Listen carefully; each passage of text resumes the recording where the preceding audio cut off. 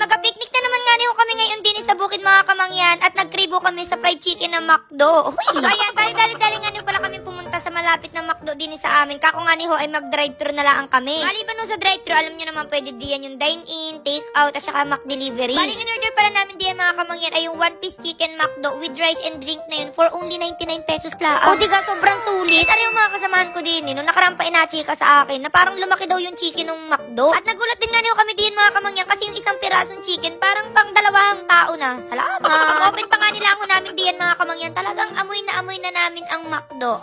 Itsura pa lang talagang nakakatakam na kaya kahit busog ka, parang makalam yung sikmura mo. Ay, tingnan nyo naman yung mga kasamahan ko din, talaga namang tuwang-tuwa. Parang mga batang nabigyan ng laruan. Aroy, basta ako kapag nag-crave talaga kami doon sa fried chicken na juicy, crispy, wow, doon ka na sa classic favorite. Ito na yun. Parang nagpapakitang gila sila sa amin. What if araw-araw ito yung ulamin?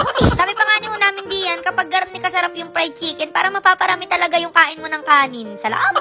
So ayun sa mga nakalat na chika about sa chicken ng McDo, nakukonfirm. May something nyo talaga. Kaya kung ako sa inyo, itry nyo na rin. Ako na nagsasabi, kailangan nyo talagang matikman. Bubugod ako kayo sa malapit na McDo diyan sa inyo mga kamangyan at sabihan nyo ako kung ano yung napansin yung kakaiba. For the go!